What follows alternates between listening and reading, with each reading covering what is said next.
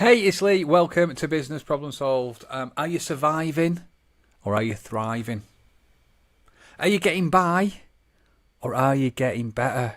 This is something that I have been doing a lot of thinking about because I'm in the blessed position, privileged position to observe a number of interactions between leaders and their teams in different organisations, and additionally I have multiple conversations with different leaders in different positions, and we talk about, are they getting better? Are they continuously improving, or are they just getting through the day? Are they doing what they do or doing what they need to just survive and get by? And I've come to the realisation that actually, as leaders, the questions that you ask may be preventing and stifling you from getting better. So in last week's podcast, I used the phrase, are you getting by or are you getting better? And I think there is a distinct difference between the two. And my, assumption that I'm going to make is that a lot of your conversations are ones where you are just focusing purely on getting by and not getting better. So there's a few factors that I want us to consider in this conversation, because ultimately I want us to be getting better. I want us to make today better than yesterday. I want us to not just say we know. I want to say actually do the thing that we need to do. I want us to get better. I don't want us to just get by. I want us to thrive. I don't want us to just survive. And I think your questions may be hindering you from actually getting better. So when I go to some daily conversations, so you know the thing, you may have a whiteboard, you may have a digital conversation, you may stand around it with your team. You may have or sit down on a virtual call with your team, and you might have an agenda that you go through. You might talk about safety, you might talk about quality, you might talk about delivery, you might talk about cost, you might talk about performance, you might talk about people, you might talk about all of these different things.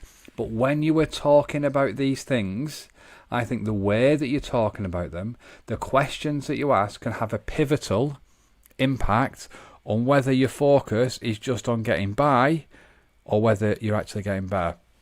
As a coach, we want people to ask questions, but sometimes we can actually ask better questions to get better answers. And there has been a podcast on it. Just search for the Better Questions podcast, where I'll talk you through some ways to ask better questions. But this really is about getting by versus getting better. And I think there is a few factors that we need to consider. So let's go in, because when we ask our people questions, there's three factors that we need to consider. Factor number one, the type of question that we ask. Factor number two, the environment that the question has been asked in. And factor number three, the person who is being asked the question. Those three things can have those three things are the key factors in ensuring that you get a proper full response and you get to where you want to get to. Because the type of question you ask, I'm going to go into in a minute, but let's just think about the environment that the question's been asked in. And if you ask a question, but it's not a safe, trusting environment, and people are having thoughts, and they're not going to share those thoughts with you.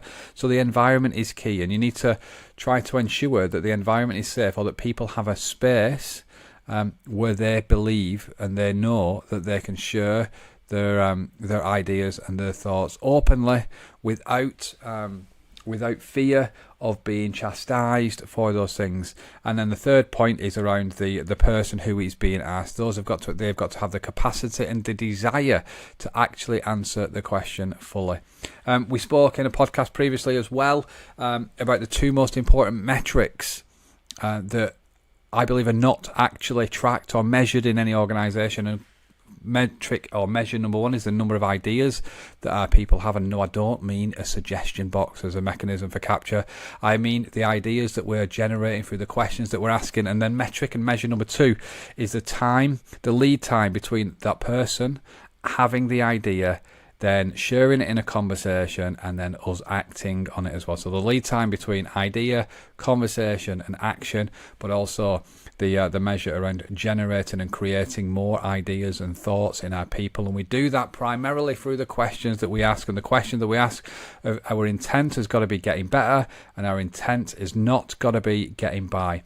We want to promote a level of thinking that taps into the memory of our people. We don't just want front of mind and in-moment answers. We don't want people to just give the first answer that comes to their mind. That might be the best answer, but we want to give people the space, the time to actually tap into their memory, to then generate and come up with even better ideas, even better thoughts to really help us challenge and get better rather than just getting by. So we want to promote a level of thinking that is in the memory, extracting the thoughts from the memory, not the in-moment front of mind things. Okay, so that's one difference between getting by and getting better. And the typical question starters, I'm saying typical question starters because these are not exclusive, and this is just the way that I ask questions, and you need to really consider the way that you ask questions, and whether the question that you're asking is actually promoting the right level of thinking in the people that you're asking, but also you're not biasing with the question with your views and your thoughts to lead people down a particular path. Start with an empty cup. Like I said in the, I think there's a lot of references to previous podcasts in this one. The Bruce Lee striking the book review that from a previous podcast. Start with an empty cup. Don't ask your question based on your knowledge. Ask a question starting with an empty cup and extract the thoughts and the information from the people that are in front of you. So typical question starters for getting by questions: did, is, and do. Did this, is this, do you? If we start in questions like that, typically we're extracting yes no answers. People call them closed questions, don't they? But people might elaborate a little bit, but it's within their gift and choice whether they do. But if you can ask what, how, can questions, they're a bit more expansive. You're generating more thoughts in the people that you're asking the questions of you, and that's what you want. You want to open the mind, not make it personal, and ask the widest question possible to allow us to get better. We can only get better if we're generating more thoughts in our people and we're giving them an environment to share those things. So asking what questions, asking how questions, asking can questions can really open the minds of the people that we're asking those questions of. I've not mentioned why questions. I'm not a fan of why questions, as you may know from previous podcast episodes. Why question is quite a personal question. It's apportioning the blame on the person that you're asking the question. What and how questions really are depersonalized the situation and trying to gauge and understand the reasons for things, but not the personal reasons or the shifting the blame to the person you're asking. Anyway, so we've gone through the level of thinking, we've gone through the question starters. Now let me give you a couple of examples. If you're asking a question about like safety, you might ask, did you have a safe day yesterday? And in asking, did you have a safe day yesterday, you're promoting somebody to go yes or no. They're asking a question, so that you might be thinking, well, that's a good thing to do. You're extracting the answer. You're not. I mean, I guess a worse statement is, you had a safe day yesterday, didn't you? That's biasing the question with your thoughts, and that's promoting a yes response from the person. So then one better is getting by, and that's did you have a safe day yesterday? Because that's not necessarily saying that they did. They've got to answer whether they did or they didn't. And some people believe that those are good questions to ask. But what about if you ask what happened yesterday that may have caused a safety issue? You're then promoting thinking and getting people to think about all of the near misses, all of the opportunities that may have caused a safety issue. Or what do we need to do today to ensure we have a safe shift? You're promoting the thinking to get people to think about what actions they need to proactively take to have a safe shift today. Another question, if you're thinking about well-being, the well-being of our people, are you okay? Could be one way, but that's a getting by question. That's a tick box thing. That you could be genuinely interested in are they okay? But asking, how are you feeling, is a bit more expansive. So, are you okay? Yes. No, I'm all right. How are you feeling? Well, I didn't sleep very well, so I feel a little bit tired. It opens the mind and allows you to understand the things that are getting in people's way, and then allowing you to then get better. Other things, did we do what we set out to do yesterday? Is everything all up to date? Again, you may think that these are really good questions. They're not bad questions, but they're just ensuring that you get by. They're not ensuring that you get better.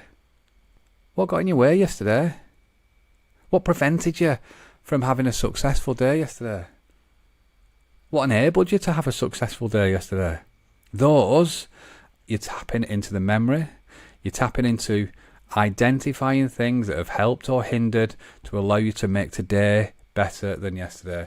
So getting by or getting better. I am advocating that you try to get better. Don't just get by. And think about the question you ask and how you ask the question. Think about the environment that you're asking in, and think about the people that you're asking the questions of. This, for me, is a fundamental factor in improvement, in leadership, and really in ensuring we continuously improve, not just survive. And it's one common pitfall that I see in teams where they just go through the motions. If they think that actually, well, we need to give people a space to talk about safety, give people a space to talk about quality, give people a space to talk about performance, people stuff, current issues, successes and failures, all of those things. Just giving people a space to talk about those things isn't necessarily enough, because you can go through the motions with the language and the questions that you ask. You need to make those questions expansive. You need to tap into the memory of our people by asking what and how questions, extract those thoughts. If your belief is that those who do the work know most about it, then you need to ask questions to extract the knowledge from the people. We spoke in the past about engagement, and when we spoke about engagement, I speak about engaging the heads, the hands, and the hearts of our people. And I see a lot of teams, and when I ask them, then typically people's hands are the most engaged. Whether it's in productive work or unproductive work, value work and non-value work, that can be debated and discussed. But what can you do to engage the minds of your people more? You can ask better questions to get better answers, and really, that's the secret, the crux. That's what makes one of the key factors that make an engaged team, because you're listening to them. You're listening to what gets in the way. You're listening to what they could think they could get better, and then it gives you an opportunity to act on these things. Don't rely on suggestion schemes. Don't rely on emails to canvas for ideas. Use your daily meeting rhythm and leaders asking better questions to engage their people in getting better. Don't just assume that just having a daily meeting and going through the motions of the topics that you believe are the right ones to talk about. Don't just go through the motions and ask everybody, have they had a safe day? Or did we do everything we set out to do yesterday? Yes, no, yes, no, yes, no. Extract from the memory of the people the things. We are in organisations and we accept a lot. What are the things that we accept that we shouldn't just be accepting? How can we understand what people are accepting that they shouldn't be accepting? What things surprise people? What things can we extract from them to help them or get them to help themselves as well. So yeah, I want to just ask you again, are you getting by or are you getting better? Do the questions you ask help or hinder your continuous improvement? The questions you ask, I believe, are preventing you from getting better. It's good to ask questions, but it's even better to ask better questions to get better. There we go. Hopefully that has made some sense. And just really, I want you to reflect on the questions that you ask your people, and are you giving them an opportunity to really tap into their minds and the things that happened yesterday, the things that happened last week, or the things that they need to do today to help them get better. If we have a continuous improvement mindset, if we think about constantly challenging ourselves to get better, but don't just say it, give people an opportunity to think about the things, show that you care, show that you listen, and help everybody act on the stuff that can help them get better. Fundamental part of this is your leadership, whether you're leading change or whether you're leading people. Your questions are pivotal to helping everybody get better. There you go.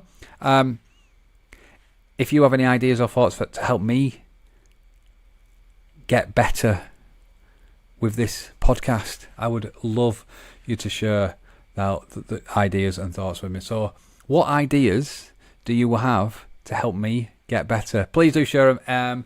As always, anyway, you can get in touch with me: TikTok, Instagram, LinkedIn, or lee@getknowledge.co.uk. Have yourself the most amazing week, and I look forward to chatting to you next. Take care.